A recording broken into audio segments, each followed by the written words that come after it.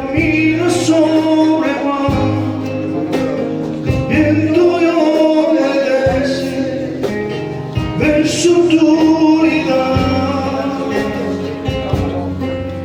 Levanta, levanta, no tienes que temer, yo estoy aquí. Levanta,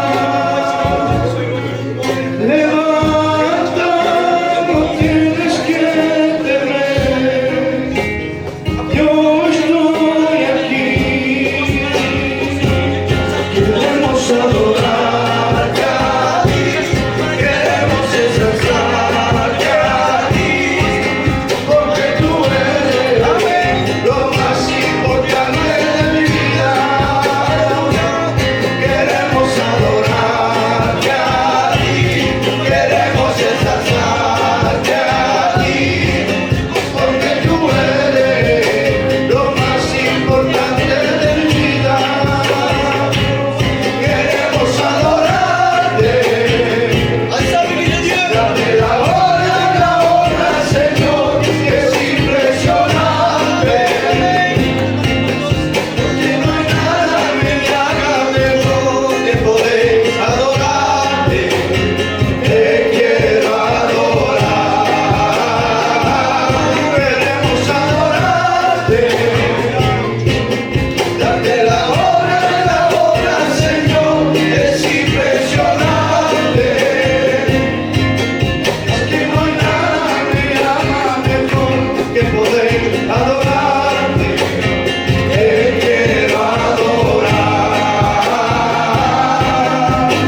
santo, oh, tú eres santo, oh, tú eres santo y digno de adorar. Santo, oh, tú eres santo, oh, tú eres santo y digno de adorar. Que mi amor, que me ama y me amará por siempre. Que mi amor, que me ama y me amará por siempre.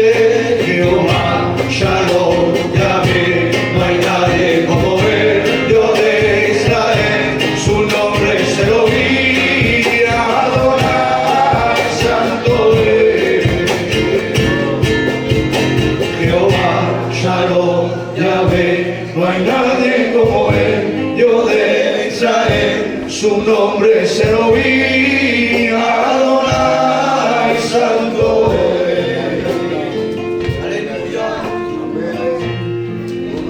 Gloire à Dieu.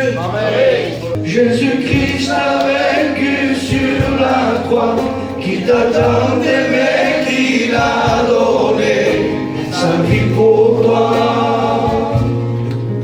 Jésus-Christ a vaincu sur la croix, Jésus-Christ a vaincu sur la croix, qui t'a tant aimé, qu'il a donné sa vie pour toi. Te amo, te amo, te amo, te amo, te amo, te amo. Jésus t'aime, Jésus t'aime, Jésus t'aime, Jésus t'aime, Jésus t'aime, Jésus t'aime.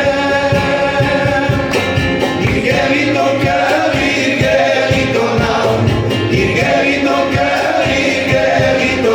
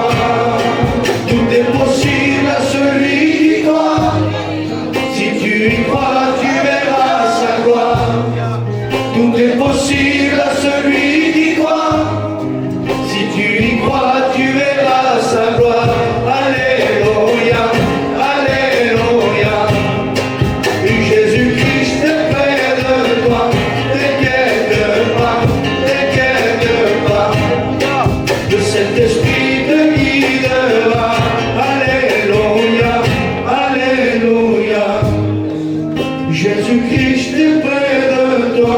T'inquiète pas. Amen. Le Saint-Esprit te guidera. Alors, on passe la paix de Dieu. Amen. Il est là. Je le crois. Il est là. Ah, pour la gloire, Sauveur. Tout près de toi. Encore une fois. Il est là. Je le crois. Il est là. Tout près de toi. J'entends tes pas. Au roi des rois, j'entends tes pas. Oui, tu es là. Oui, tu es là. Au roi des rois, oui, tu es là. J'entends tes pas. On va lui dire comme cela maintenant. Que celui qui va être béni dise comme cela, comme un esprit de prière. Saint-Esprit descend sur nous. Demande-lui ce soir. Saint-Esprit agit dans nos vies, renouvelle nos forces. On a besoin d'être renouvelé. Croyez-moi, on a besoin d'être renouvelé par l'Esprit Saint ce soir. Alors, on va mettre l'esprit d'adoration, je fais des place. Saint-Esprit descend. On se lève tous ensemble. Tous ceux qui peuvent se lever. Sur nous, Saint-Esprit agit Amen. dans nos vies, Allez, je demande. renouvelle nos forces. Agis, Saint-Esprit descend dans nos vies. J'entends tes pas. Alléluia. Au roi des rois, j'entends tes pas. Oui, tu es là. Conviction de foi. Oui, tu es là. Je crois qu'il est là ce soir. Au roi des rois, Alléluia. oui, tu es là. J'entends tes pas. Il est là. Amen. On le croit qu'il est là. Je le crois, il est là, tout près de toi. Tout est possible À celui qui croit, si tu y crois, tu verras sa gloire. Tout est possible à celui qui croit, à toi la gloire. si tu y crois, tu verras sa gloire. Alléluia, Alléluia. Jésus-Christ est près de toi. T'inquiète pas.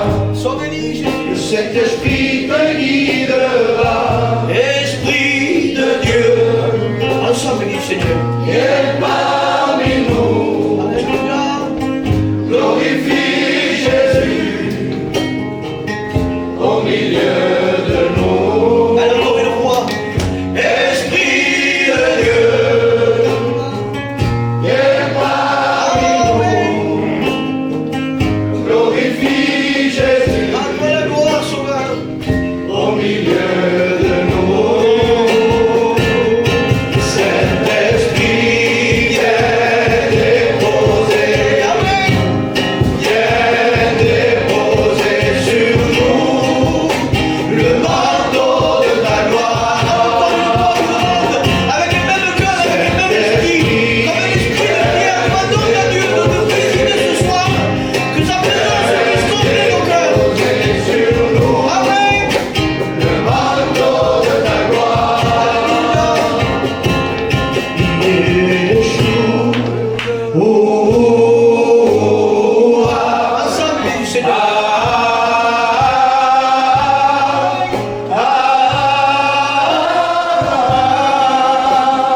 Alléluia. Yeshua,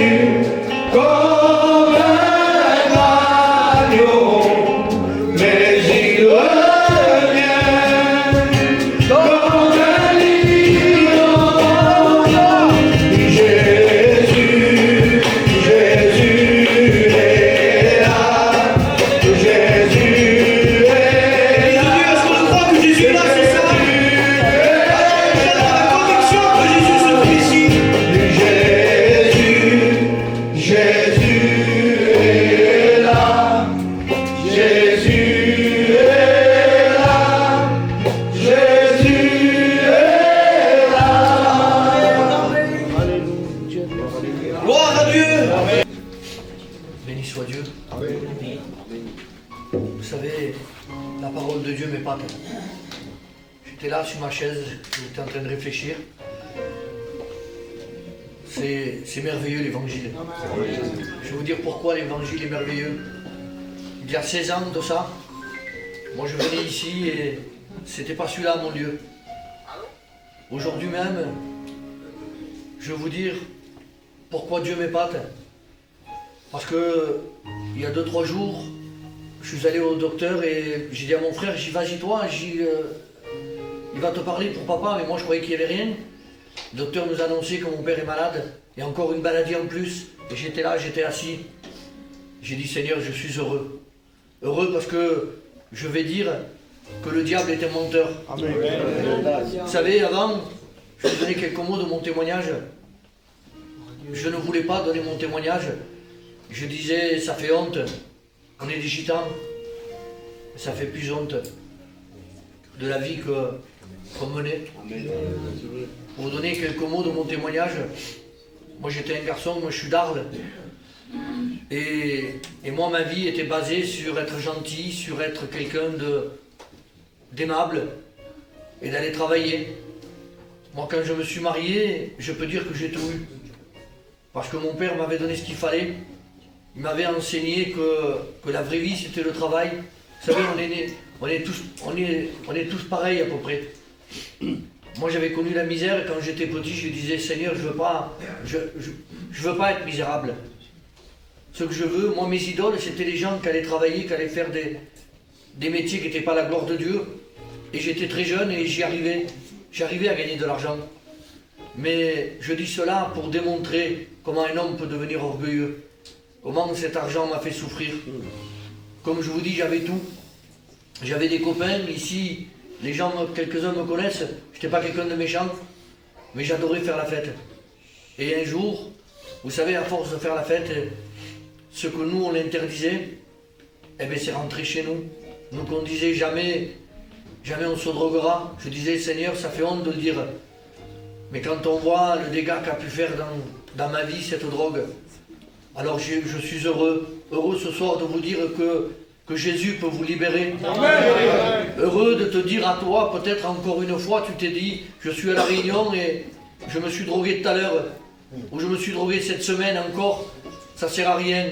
Je peux te dire que moi j'ai souffert pendant 1 an. Pendant 1 an, j'allais aux réunions et je disais c'est ça, je vais m'en sortir, je n'y arrive pas. Et un jour j'ai réalisé que je ne mentais pas qu'au sédentaire, je ne mentais pas qu'à ma femme, mais je mentais au ciel. J'ai dit Seigneur, j'ai besoin de toi, une simple prière. Et quand je suis revenu chez moi, j'ai vu que je faisais souffrir ma femme. La première chose que j'ai dit Sabrina, tu souffres plus. Je te demande pardon. À nous, on ne dit pas pardon à nos enfants, à notre femme. Mais qu'est-ce que j'ai pu les faire souffrir? Et j'étais heureux d'y demander pardon. J'étais heureux d'y dire que maintenant la vie va changer. Vous savez, je ne vous dis pas ça pour vous dire qu'on a un Dieu qui porte bonheur. Mais moi, quand je me suis converti, j'ai dit ça y est, la misère, je ne la connais plus. Parce que pour moi, la misère, c'était la drogue. Pour moi, la misère, c'était l'alcool.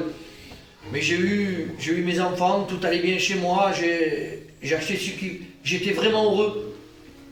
Et un jour, mon fils a commencé à me dire, papa, j'ai mal à la tête. Je dis, c'est rien.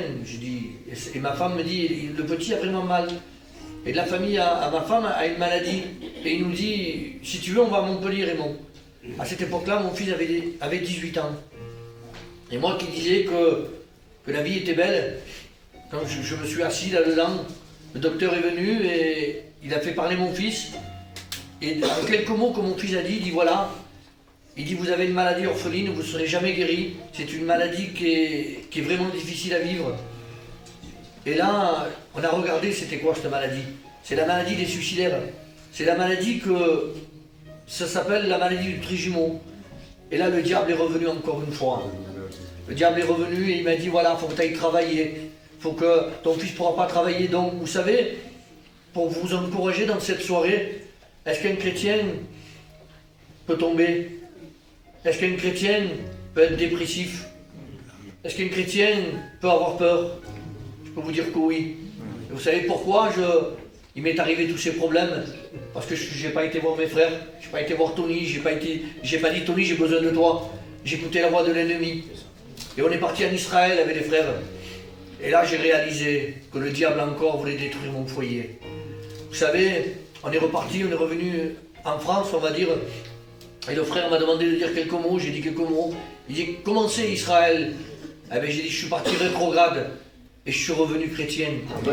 J'ai réalisé là-bas qu'encore le diable voulait détruire mon foyer. Je peux vous dire, je suis l'homme le plus heureux du monde. Pourtant, vous allez me dire, ton fils est malade, ton père est malade. Mais je suis l'homme le plus heureux. Parce qu'il y a 16 ans, maintenant je peux venir là et regarder mes copains et dire, Michel, tu as besoin de Jésus.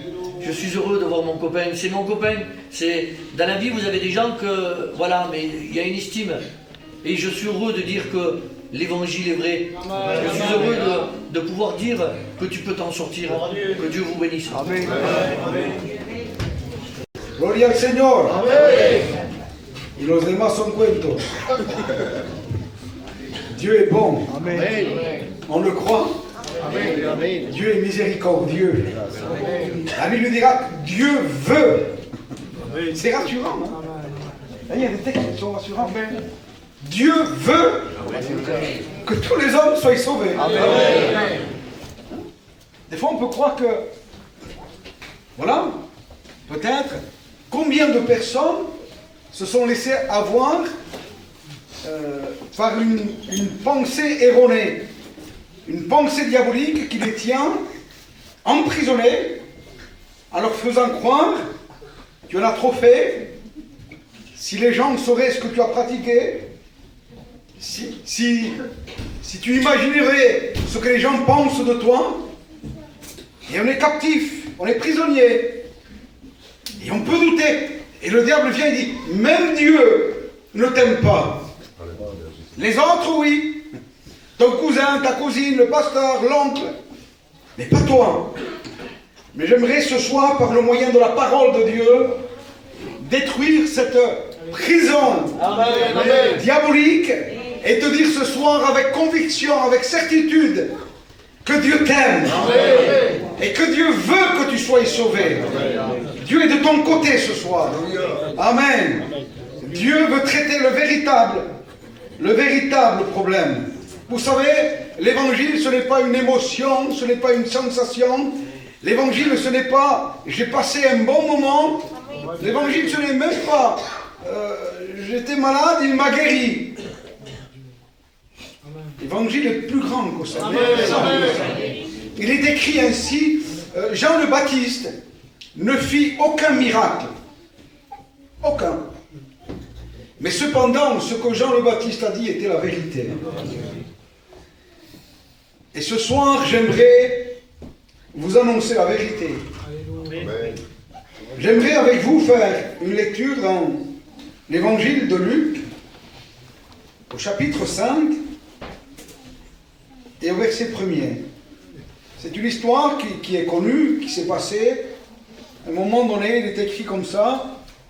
Comme Jésus se trouvait auprès du lac de Génézareth, et que la foule se pressait autour de lui pour entendre la parole de Dieu, il vit au bord deux barques.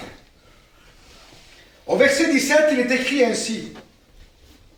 Un jour, Jésus enseignait des pharisiens et des docteurs de la loi étaient là assis, venus de tous les villages de la Galilée, de la Judée. Le Seigneur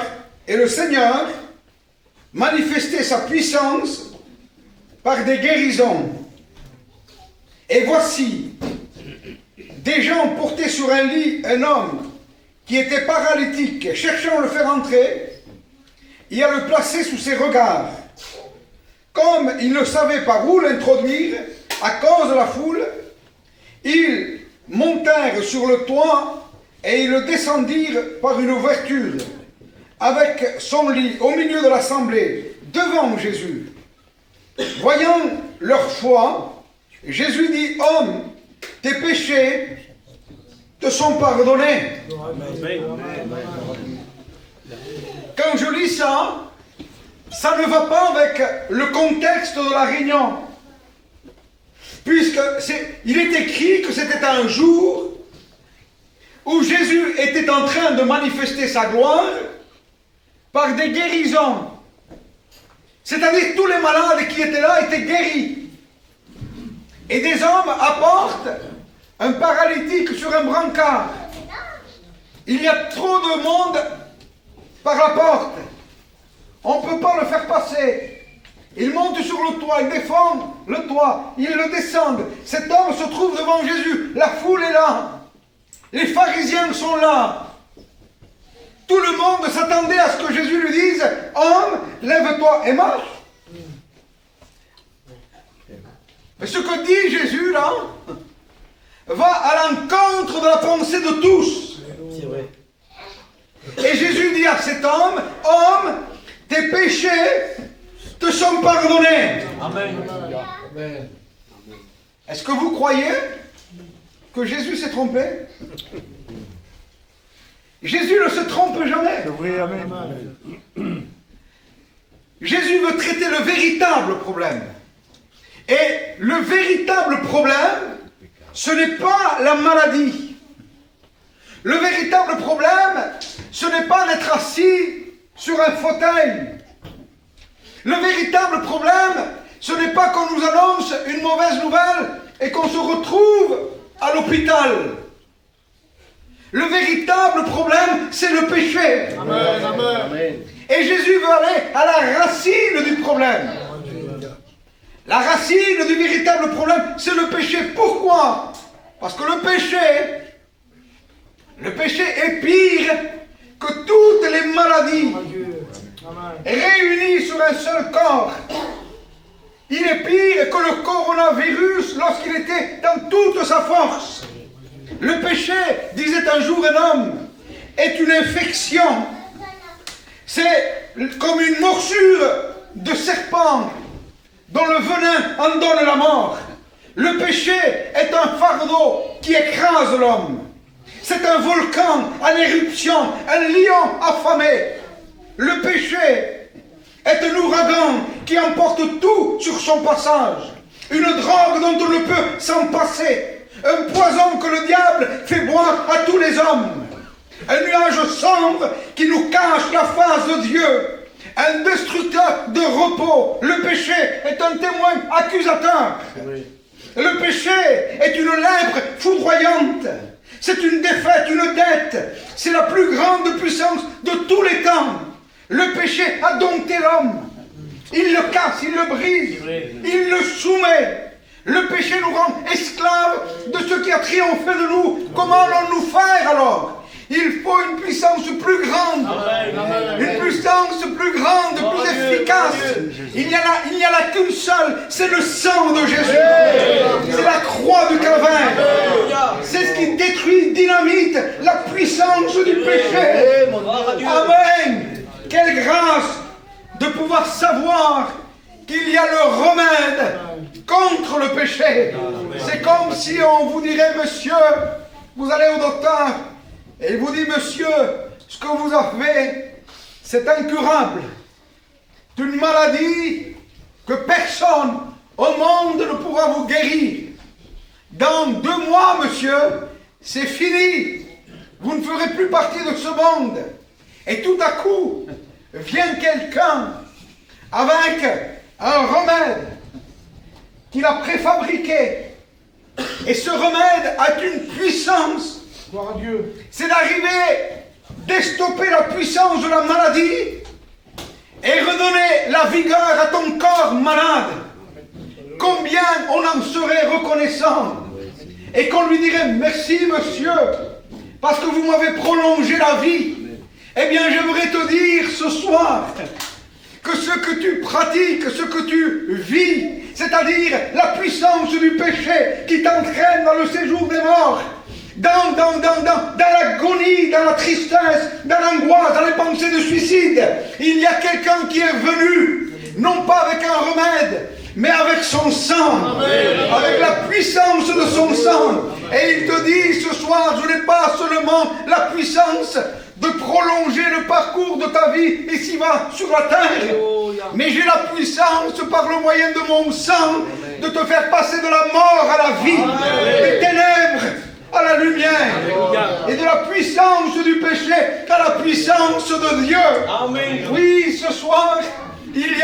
moyen d'être sauvé. Et Jésus veut traiter le véritable problème. Pourquoi?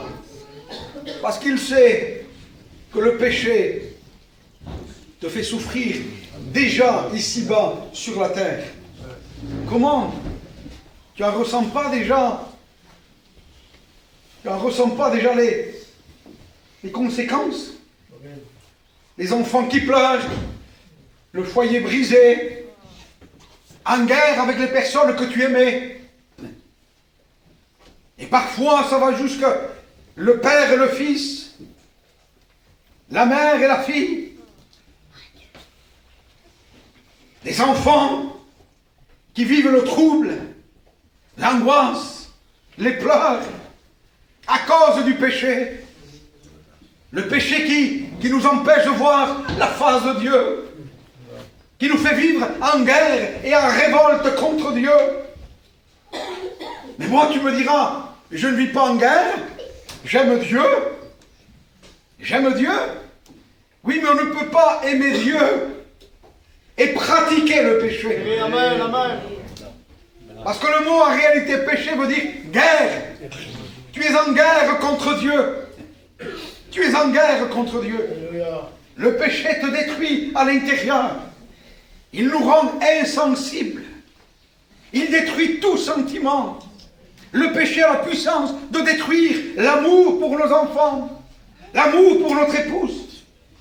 Le péché nous fait vivre dans l'angoisse. L'angoisse engendre des pensées de dépression. La dépression nous amène jusqu'au suicide. Et c'est comme ça que ça finit. Mais il dira, il était malheureux. Ce n'est pas qu'il était malheureux, c'est parce qu'il pratiquait le péché. Parce que si tu le veux ce soir, il peut se passer un miracle extraordinaire. Il peut venir avec sa puissance, son amour, sa grâce, sa bonté, sa miséricorde. Et si tu ouvres ton cœur, tu te repens de ton péché, il peut se passer quelque chose à l'intérieur. Qu'est-ce qu'il peut se passer, pasteur? Il peut t'accorder le miracle de la nouvelle naissance.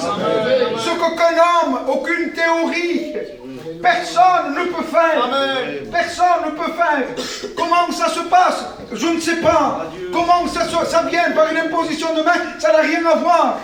C'est le terrestre qui rencontre le céleste. C'est l'action de Dieu par le moyen de sa parole et de son esprit qui vient dans la vie, dans le cœur de l'homme. Et il vient à l'intérieur et dit, si un homme ne n'est pas d'eau et d'esprit, il ne peut voir ni rentrer dans le royaume des cieux. Oui, mais ce soir, lui a la puissance de te faire naître de nouveau. Il peut changer ton cœur, ton âme, ton esprit. Il peut faire en sorte qu'on rentre dans une réunion et on n'a plus envie de rien. Et on dit, je m'assois, j'écoute un cantique de plus, le pasteur qu'on a dit, qui vient de Arles avec le frère, et je suis venu, bon, parce que je le connais aussi, et puis ça lui fera peut-être plaisir que je vienne, et je m'assois à la réunion, et sans aucune espérance. Oui, mais ce soir, par le moyen de la parole, de la vérité, il peut se passer quelque chose. Amen. Si tu connaîtrais le don de Dieu, si tu le connaîtrais, si tu l'expérimenterais, si tu expérimenterais la grâce de Dieu, parce que peut-être jusqu'à aujourd'hui, tu n'as fait qu'entendre parler de Dieu. Peut-être Dieu pour toi est quelqu'un qui est là sur les nuages, qui est là et qui juge, qui condamne les nations, les hommes. Et peut-être Dieu voilà, tu vois un Dieu comme quelqu'un qui frappe, qui juge, qui condamne, et tu n'as rien expérimenté encore de Dieu. Tu es venu tout simplement à des réunions, tu as écouté des messages, des cantiques, mais Dieu est plus grand encore que ça. Amen. Dieu est plus grand que ça. Amen. Dieu a le pouvoir ce soir d'exploser, dynamiter la puissance du péché. Amen. Capable de te rendre libre. Amen. Tu es peut-être prisonnier par des pensées. Prisonnier. Il dira, mais pasteur, moi je n'ai pas de chaînes. Il y a des prisons qui sont pires qu'avec des chaînes. C'est dans l'esprit, c'est dans la pensée, c'est dans l'âme. Le diable nous a captivés, nous a rendus esclaves. Ce soir, nous vous en supplions par les compassions de Dieu. Rencontrez-vous avec la croix. Ne permettez pas que le diable triomphe dans votre vie. Permettez à Dieu de vous affranchir. Repentez-vous de vos péchés ce soir. La oración de un alma arrepentida abre las puertas del cielo para hablar con Dios. Ça veut dire la prière de quelqu'un qui se repent ouvre les portes du ciel pour pouvoir parler avec Dieu. Pour toi, Dieu est quelqu'un que tu as entendu parler. Un jour, Jésus a posé la question. Il a dit aux disciples, qui dit-on que je suis, moi, le Fils de l'homme? Et les hommes ont répondu, il y en a qui disent que tu es Jean le Baptiste. D'autres disent que tu es Élie. Et d'autres disent que tu es un prophète. Si le Seigneur ce soir te poserait la question et qu'il te dirait, qui je suis moi pour toi?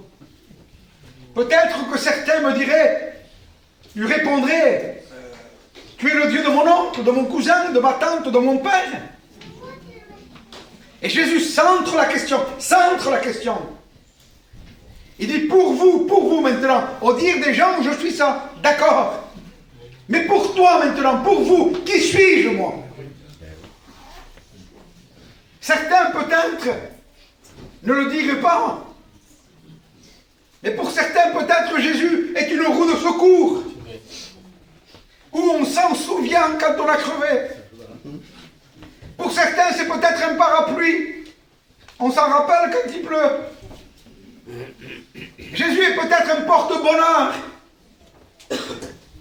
Jésus est peut-être quelqu'un qui nous accorde, quand on n'est pas bien, il enlève un peu notre angoisse, il nous soulage. Jésus est beaucoup plus que ça. Amen. Beaucoup plus que ça. Pierre, révélé par le Saint-Esprit, il dit, tu es pour moi, il dit, le Fils du Dieu vivant et vrai. Il faut ce soir que tu expérimentes Jésus comme étant le Fils du Dieu vivant et vrai. Amen. Parce que Jésus veut traiter le problème du péché dans ta vie. Il veut le traiter. Il ne veut plus que tu vives ce mode de vie. Il ne veut plus que tu sois esclave de ce qui a triomphé de toi. Il n'en veut plus. Parce qu'il sait, il connaît les conséquences du péché. Le péché ne nous fait pas souffrir seulement ici-bas sur la terre, parce qu'être malade, on peut être malade et sauver. Être malade, ça nous fait souffrir un temps, mais à un moment donné, on va voir le moment de délivrance, et on rentre à la maison pour toute l'éternité. Mais par contre, si on est en bonne santé, et qu'on pratique et on vit dans le péché, et on ne veut pas se repentir, quelles sont les conséquences?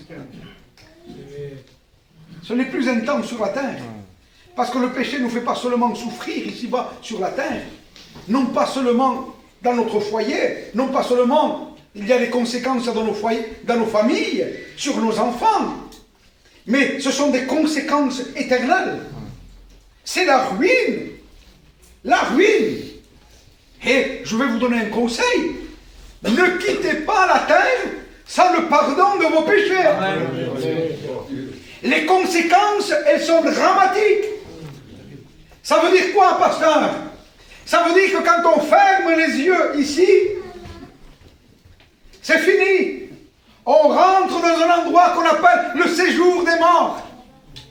Un endroit où Dieu ne parle plus. Dans un endroit où c'est fini, la lumière n'existe pas. Dans un endroit de non-retour. Dans un endroit où on ne désire pas voir venir nos bien-aimés. Dans un endroit où c'est fini, où Dieu ne parle plus. Il n'y a plus le moyen de s'en sortir, plus le moyen de se repentir. La Bible dira ainsi, celui qui descend dans le séjour des morts n'en remontera plus. C'est fini. Combien de temps? Toute l'éternité, ça veut dire le temps ne compte plus. On n'en sort plus. C'est fini. Ce soir, Il veut te faire grâce. Amen, amen. Il veut te sortir de cette condamnation qui pèse sur ta vie. Il veut te sortir de ce gouffre. Pour cela que Jésus veut traiter le véritable problème. Alléluia. Les gens sont autour, les pharisiens sont autour, et on dit, mais qui est celui-ci? Il dit, il n'y a que Dieu seul qui peut pardonner les péchés. Qui est celui-ci? Jésus se tourne vers eux. Il dit, écoutez bien maintenant. Qu'est-ce qui est plus osé de dire? Tes péchés sont pardonnés? Ou de dire au paralytique, lève-toi et marche? Et la foule est là. Et Jésus dit, maintenant, afin que vous sachiez que le Fils de l'homme a le pouvoir de pardonner les péchés. Il dit maintenant au paralytique, lève-toi et marche. Et le paralytique se lève. Amen. Amen. Amen. Amen. Un jour, Jésus a dit à un homme, ça faisait 38 ans qu'il était couché sur un lit paralytique. Là, il avait passé le 3/4 de sa vie, ici. 38 ans. Jésus passe par là. Que veux-tu que je te fasse? Que je sois guéri. Il le guérit. Quand Jésus le guérit, il lui dit, écoute bien maintenant. Va, il dit. Et ne pêche plus. De peur qu'il ne t'arrive quelque chose de pire. Que voulez-vous qu'il lui arrive à cet homme de pire que 38 ans couché sur un lit, malade, paralytique? C'était l'éternité, la ruine éternelle. Quelque chose de pire. Quelque chose de pire. Nous vous en supplions ce soir. N'allez pas dans cet endroit de tourment. N'allez pas dans cet endroit de grincement dedans. Dans cet endroit où la Bible dira que même les démons supplient Jésus de ne pas les envoyer. Un démon, c'est l'auteur de tous les drames que vous êtes en train de voir. La mort, la haine, ce qui est démesuré. L'auteur de tout ce mal, c'est les démons. Et eux supplient Jésus de ne pas les envoyer dans cet endroit. Qu'est-ce que ça doit être cet endroit? Qu'est-ce que ça doit être? Ce soir, supplie Jésus de te sauver. Alléluia. Repends-toi. Amen, amen. Et permets à l'évangile de faire un miracle dans ton cœur. Amen. Il vient avec sa puissance, avec son amour. Amen. Avec son remède, avec son antibiotique, avec son sang. Parce que Jésus a payé la rançon pour tous. À la croix se trouve le pardon de nos péchés. Amen, amen. À la croix, il a dit, Père, j'ai tout accompli. Alléluia. Il est l'agneau immolé qui ôte le péché du monde. L'agneau de Dieu qui ôte le péché du monde. Il n'y a pas d'autre nom donné parmi les hommes par lequel les hommes peuvent être sauvés que si ce n'est que par le nom de Jésus. Amen. Ce soir, il veut te sauver. On prie le Seigneur quelques instants. Nous sommes devant toi, Jésus. Nous sommes devant toi. Et nous prions maintenant avec tes serviteurs. Nous prions avec tes servantes. Que ta grâce se manifeste. Jésus, Jésus, Jésus de Nazareth. Nous prions pour que l'action de l'Esprit maintenant vienne convaincre les cœurs. Nous prions pour que des âmes se repentent ce soir. Seigneur, révèle que tu n'es pas seulement un prophète, mais que tu es le Fils du Dieu vivant et vrai.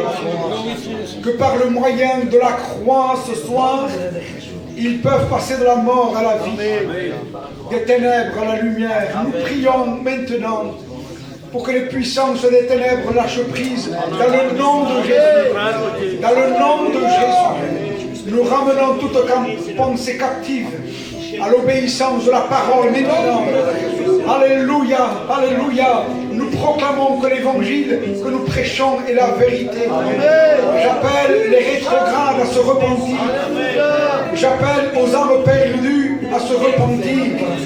J'appelle ce soir, amen, l'Église à se tenir devant Dieu, à travailler avec crainte et tremblement au salut que nous avons reçu.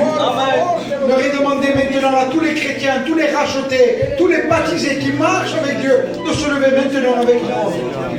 Nous allons adorer Dieu pendant quelques instants avec ce jour.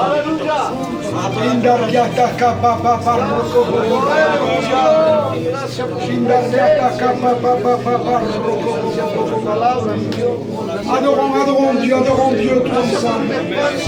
Élevons nos voix vers Dieu, alléluia. Adorons celui qui vit.